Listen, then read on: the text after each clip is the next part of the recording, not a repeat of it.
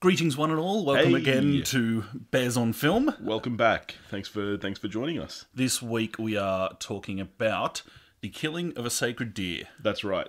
Feel-good family film. This is, I mean, just to set a tone for the listeners, would you call this an experimental film? No, I wouldn't go that far. You wouldn't? No.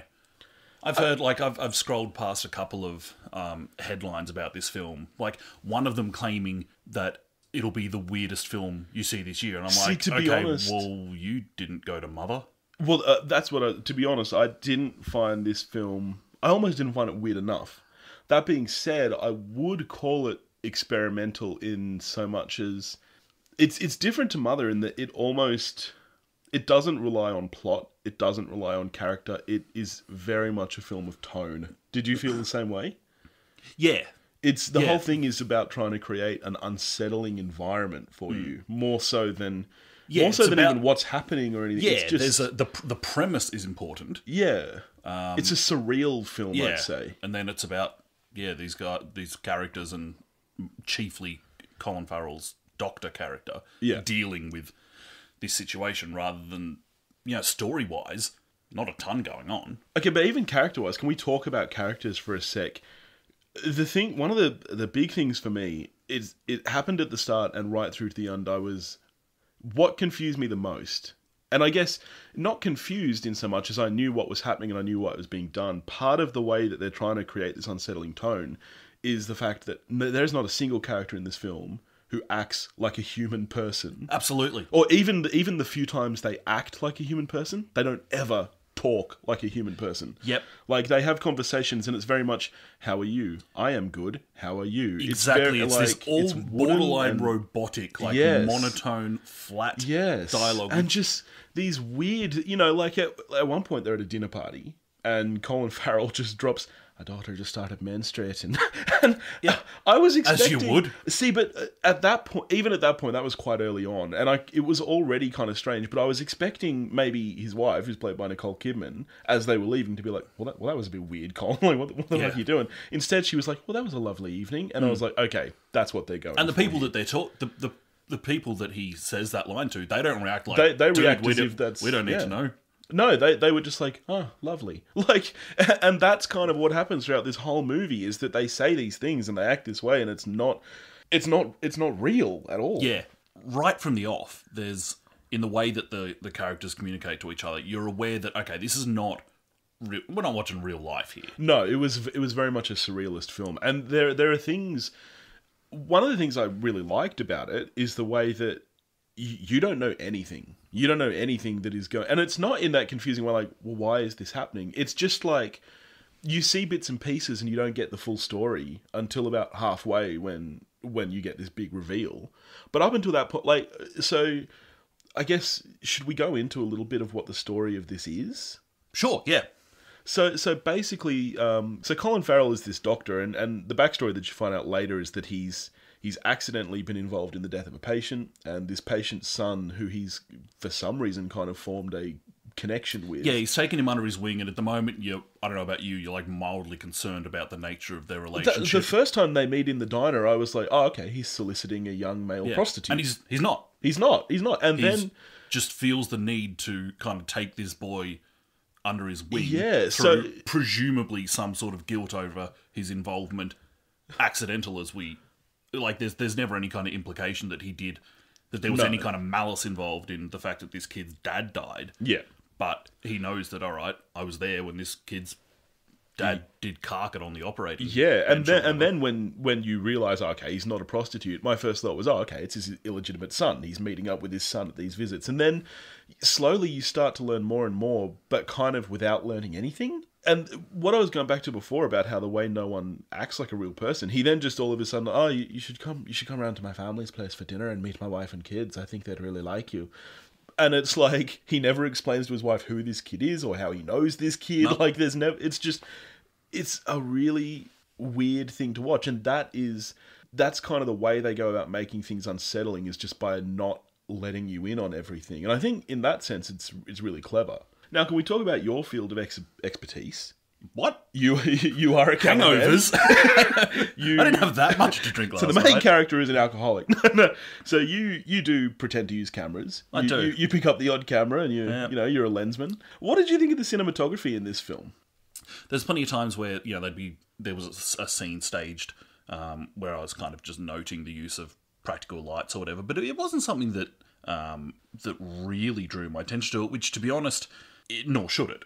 Yeah, I guess the one thing I noticed, and the reason I bring it up, is I found it was filmed very much like a horror film. The camera was always moving. There was a lot of movement in this film. You'd have these long tracking shots, lots of wide shots with very slow pans. Yep. And it's very similar to what you'd see in a horror film where they're trying to get you to look around the frame and be like, oh, okay, I just saw a shadow in the back corner, even though it's not that kind of film. And that, to me, kind of stood out as something that was... There is a lot, from memory, there is a lot of really wide, big very takes in the shot. Kubrick-esque. Yeah, you're not in on the characters that much. It's more just placing this action in front of you. Exactly. And lets it play out without really directing your eye too much with, cut to that person, cut to that person, back to a master, cut to that person, cut to that person. It's more just, all right, here's some stuff happening. Yeah, it was very playful to watch. Something that fits in very much with the way that characters in this film talk to each other. When the reveal of this film happens, where you kind of find out what's going on here, is done pretty bizarrely. Where Colin Farrell is talking to the boy that has this relationship with, and the way the boy just spills the beans about what is happening and why and what's going to happen from here. That is bizarre. The way that he was mid conversation, he's just That was my favourite part of the entire movie, that one scene. They're sitting down together, and they're sitting there talking, and the kid's just like, look, you know what's happening. You know what's happening. You killed someone in my family, now yours all has to die. For number one, and he just starts listing the things that happened to them, just very quickly, and that was my favourite moment in this film. The way that was delivered was great. And he does it with no malice. No.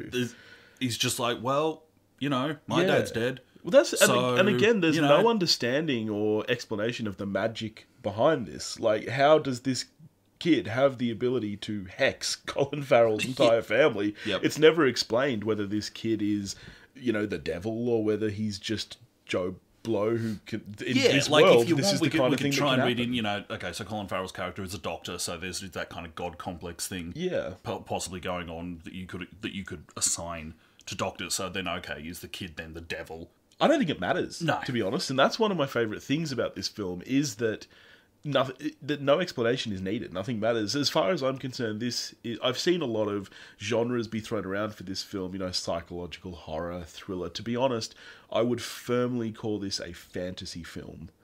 And, there are elements of supernatural, there are kind of small elements of horror, elements of black comedy, but I don't really think it fits in any of those boxes really well. See, I actually feel like there is all this bizarre stuff happening around the family, but that's not what most of the film is taken up with. Really, what most of the film is taken up with for me is that it's a family drama. Like once stuff's hit the fan, it really becomes about how these characters interact with each other and deal with what's going on and try and get out of this situation. The plot is very simplistic. I don't want to give too much away about what it is, but the whole plot is Sophie's choice. Basically, there's really not that much to it. That's why it's interesting that the main substance of this film is the way that the characters interact with each other, and yet that is so far from any kind of reality. Yeah, that it's just. It is a strange watch. Yeah. Actually, the thing that maybe I like most about this film is that in the second half of the film, when Colin Farrell's character has this choice in front of him, it's very rare that you don't know what's going to happen in a film. Like, we get used to the beats of a film and, all right, blah, blah, this will happen, then this will happen. And, I'll still generally enjoy watching it, even though you know exactly where this path is going. I had no idea what would happen at the end of this film. Yeah. Which was really refreshing. Yeah. To be honest, I had no idea what was going to happen in the next 10 minutes of any point in this film. There was no point where I was like, oh, okay, we're hitting this beat and story-wise, this is what's going to happen next. Which, when you see, even good movies often happens, you kind of can see where that pattern is heading. Yep. But in this, I don't think there was any one point where I thought, yeah, okay, I know what's going to happen. And I do think that the beauty of this is the way that it's presented to you. I think is that if this film was done with this plot in more of a mainstream way, I don't think it would be half as good a film.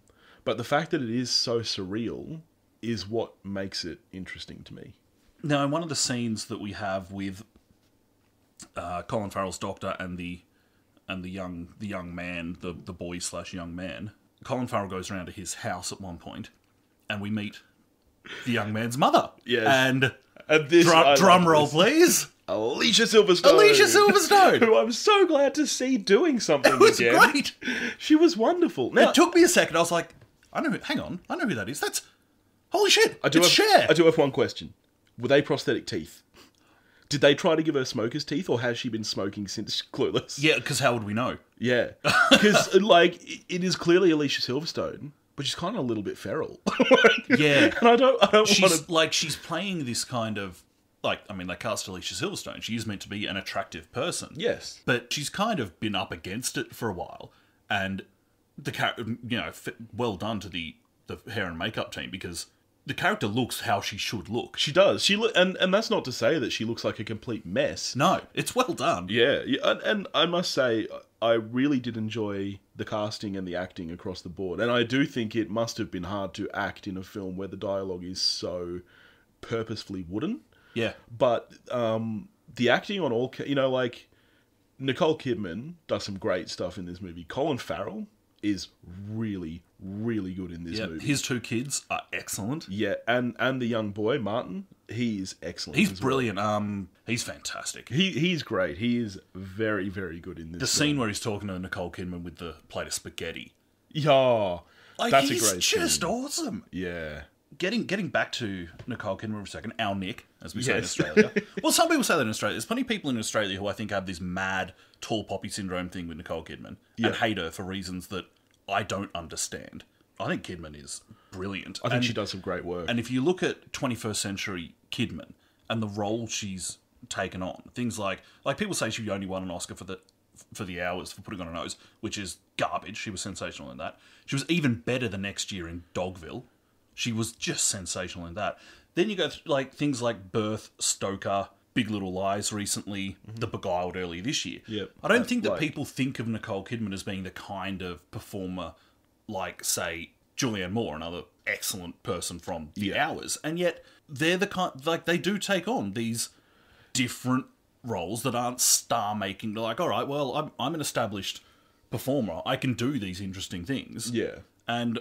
props to her, I say. Yeah, no, I thought she was excellent, as the entire cast was.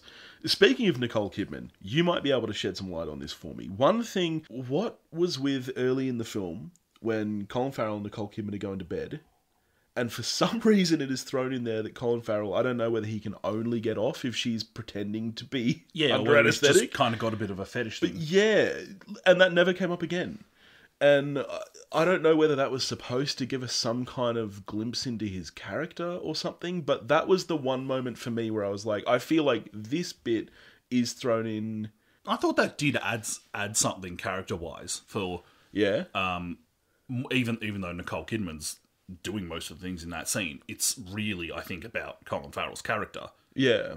I thought it did kind of inform us a bit. Okay. As to what's going on in this guy's mind, and that even though, the antagonist in the film might be a looser nut than he is, Colin Farrell's not...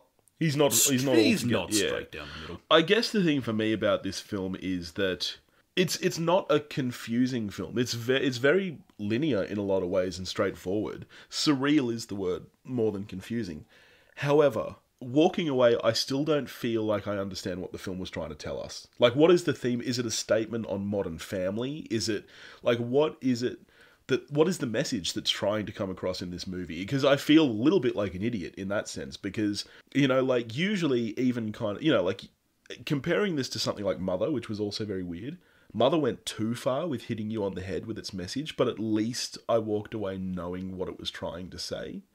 Whereas this film, even now, 2 days later, I still feel like I'm not sure what it was trying to tell me. I'm not going to claim that I absolutely know what Yorgos Lanthimos, I think I'm getting that right, was necessarily trying to tell us. And we may be trying to get more out of it than he put there. That's true. Just because it's not it's normal not a film. That's true. It could just be a film for film's sake, and we're trying to read too much into it because of the way it's made. And yeah. Have you seen any others of...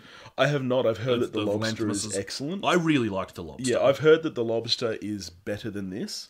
I liked The Lobster more. The Lobster as a film kind of works in... It's this film of two halves, really. Right. And I'm completely on board with the first half of that film. It was brilliant. And the second half I liked. And so overall, I did really like The Lobster. Yep. It didn't completely work for me in its entirety, but I still really did enjoy it. I mean, looking at these kind of films, you kind of do compare them all against each other. How did you feel this compared to Mother, which we had earlier in the year? And I only bring up that comparison because it's happened naturally twice in this episode. Yeah, in terms of probably the two most offbeat new releases I've seen this year, I probably liked Mother more than this. I was surprised at how much I did like Mother. Yeah, I got drawn in to the film Mother more than this one. Yes. But part of that is just the way they're made. There's so much going on in Mother that you've really got to be switched on with it. Whereas the way this is made, it's just presented the to deadpan you. dialogue. Yeah. Yeah, it's not... it's weird. Mother is more made so that you feel like you're in that world. Yeah, you're meant to get overwhelmed like you're watching, in the Mother. That's right. Whereas a lot about this film is actually really underwhelming in the way it's presented. Yes. Now, did you find anything about this film particularly, would you say, scary? Because this film is really marketed as a horror film. Yeah, I saw it listed as a horror, and I thought, oh wow, okay, from the trailers, that's not what I was expecting. Yeah. And was I ever scared? No. And I don't do horror. I'm not getting scared in the movies. Doesn't really do it for me. So if you're meant to get scared by a film, I'll get scared by a film. I was not scared at all. No, and I didn't find it particularly violent or anything. Not even kind of psychologically violent. I didn't really find any of that at all. I saw this with a friend though, and she was covering her eyes for a lot of the movie. She was just like, "Oh, is it over yet?" And I'm like, "Is what over yet?" There's very little kind of even psychological violence in this movie. There was nothing that I found particularly scarring. The things that I found hardest to watch are the things that I feel actually have most in common with cringe comedy. There are scenes in this where you're like, oh, really? In the way that you might watching The Office. Yeah. Yeah. like going back to the dinner party scene. You're like, what? You're not talking about this, are you? My daughter just started menstruating. You got to do it in Irish accent. Yeah, no, that's exactly right. There were a few moments like that where people, and then it happened again later where his family meet Martin, the young boy, and his daughter's just like, I just got my period. That's right. Yeah. It like little things like that, just that you wouldn't normally talk about, especially with someone that you've just met. These little things just come up really frequently in this movie where it's just like a share all. Okay, so I guess the final question is, how much did we like this movie? I didn't love this movie, but I did like this movie. Okay. Getting down to our base need to rate things, I was between a 6 or a 7. In terms of how much I genuinely enjoyed the film, I was probably a 6. But I think I kind of edged over into 7 territory just because I give the film just such props for the fact that how often do you sit in a cinema and think, I don't know what's going to happen? And I love the film for doing that. Yeah, this is crazy. You and I, for once, are exactly the same. No! I was between a 6 and a 7. Yeah. Scrap the episode. I had in my notes... Turn off the mic. I had in my notes written down a 6. Then I went to the IMDb Wrap and rated a 7. And I was... The IMDb Wrap? How did that go? I'm the IMDb app and I'm here to say... My daughter started menstruating. Struck over that typical, primary school rap. Yeah, and I still am unsure whether it's a 6 or a 7 for me. Now, I know what you're thinking, is how can I give this the same or a lower score than Justice League? Justice League. I feel like I need to take this moment to explain my rating system. Long ago, I gave up questioning. I feel like I need to take a moment to explain my rating system. You're going to think this is wrong. It's really easy to Can just I say, remind you that I rating have is a terrible subjective? taste in film. No. Can I remind you that rating is subjective? Yes, it is. Film is subjective, in fact. It is. And for me, when I rate a film, particularly on IMDb, which is not... It's a user website, it's not a critic website. What are you saying about us? I don't rate a film based on how good it is as an actual film, which I know you're going, that's the point of a rating. I rate it based on two factors. How much I enjoyed my viewing of it. The other thing I rated it on is how well it achieved what I feel it was trying to achieve. Which is why Justice League got a slightly higher rating for me, is because, firstly, I enjoyed myself watching it. But I thought Justice League was meant to be enjoyable. I feel like that's what they were going for. So you feel like it didn't achieve what it wanted to. I feel like it did. You know, and for this, I feel like I'm not absolutely sure that it did. I feel like it was a very well put together film. The acting was stunning. The ideas behind it were good. But for me, the fact that I still don't truly know what its purpose was, you know, and maybe its purpose was just to be an entertaining film. But that's not necessarily on the film. Like, it's possible we're just stupid. That's right. In fact, you know... But I guess for me, I feel like, you know, it wasn't scary enough to be a horror, which is what's been thrown out there. It wasn't funny enough. That's not the film's fault. No, it wasn't funny enough to be a black comedy. It wasn't kind of anything enough to be anything. You know, like, it was just kind of a movie that you watch, and it's genreless, and which is fine, and I enjoyed that about it. There has been a genre dubbed upon Lanthimos' films. And like its own genre. Yeah, and now I can't think what it is. I presume that was because people were like, well, we don't know what box to put this in. Yeah. Which is not the film's fault. But that happens with plenty of movies all the time. You know, like Eternal Sunshine, which is one of my all-time favourite movies, is still usually put as a comedy, which I would not call it a comedy. Well, I mean, and all of Kaufman's films are the same. If you go to pick up a copy of Being John Malkovich from the video shop, which no longer exists, it's under comedy. Yeah. And it's like... Yeah. You know, but I feel like even without them being able to define a genre, it still really works for me. Whereas this, I'm just not sure it did. I feel like it was missing just something. There are people who, like, this film just will work for them.